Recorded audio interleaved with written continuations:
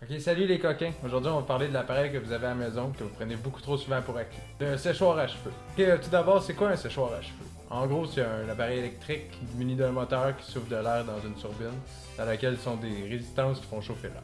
Il a été inventé en 1886 par le coiffeur Alexandre Godefroy. Donc son invention, c'était un bonnet relié à un tuyau qui lui-même était relié à sa cuisinière au gaz. Ça envoyait donc de l'air chaud, ce qui faisait sécher les cheveux. En 1911, Gabriel Kazanjian a émis le premier brevet pour un séchoir à cheveux commercial. Le même brevet a été modifié en 1920.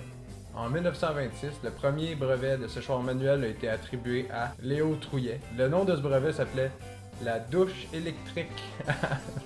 Avant de s'appeler séchoir à cheveux, le séchoir s'appelait la douche électrique avant chaud ou froid.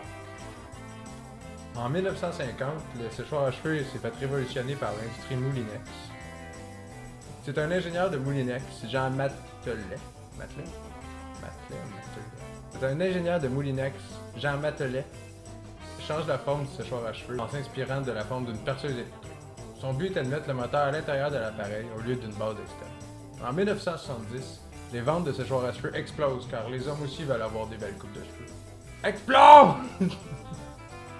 Et dans la même année, les séchoirs deviennent de plus en plus sécuritaires. Mais pas encore. En 1982, les séchoirs en plastique prennent de plus en plus de place sur le marché. Ils sont à un plus faible coût, plus légers et plus sécuritaires que leur prédécesseur en acier. De plus, ces nouveaux modèles plus légers et moins coûteux viennent avec plus d'accessoires, comme des embouts détachables pour faire différentes tâches. En 1990, les séchoirs sont faits de nouveaux plastiques encore plus légers et résistants, mais surtout sont maintenant munis de 1500 watts de chaleur. Ça être redondant. En 1991, des nouvelles lois sont appliquées sur les séchoirs à cheveux, comme le fait d'avoir une mise à la terre pour éviter d'avoir des surchauffes et des chocs électriques pour les utilisateurs lorsqu'ils ont les mêmes nids. Dans les années 2000, les morts causées par les séchoirs à cheveux ont descendu à moins de 4 par année. Donc à partir de 2013, les séchoirs à cheveux auront pu atteindre plus de 2000 watts de puissance, utilisent la nanotechnologie pour éliminer tous les virus et les bactéries à l'intérieur, et de plus sont 100% sécuritaires, plus légers et plus stylés que jamais. Faut aussi savoir que les tout premiers sèche-cheveux étaient utilisés uniquement par les professionnels dû à leur coût et leur installation vraiment compliquée. Avant l'invention du séchoir à cheveux et que les gens voulaient sécher les cheveux, ils utilisaient tout simplement leur balayeuse de maison. Ils prenaient la balayeuse pour aspirer le maximum d'eau qu'il y avait sur leur tête. Et ensuite, ils utilisaient la sortie d'air pour sécher ce qui restait. C'était un peu dégueulasse, il y a des morceaux de cheveux qui s'en allaient, mais ça marchait un petit peu.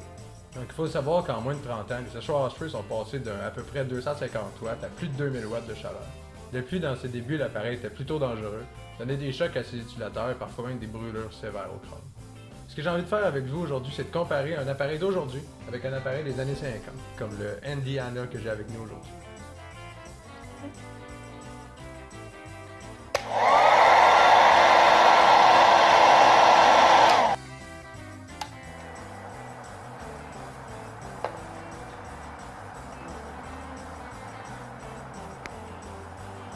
Donc j'espère que la vidéo vous a intéressé. Si c'est le cas, laissez-moi un like, abonnez-vous, puis on se revoit dans un prochain épisode.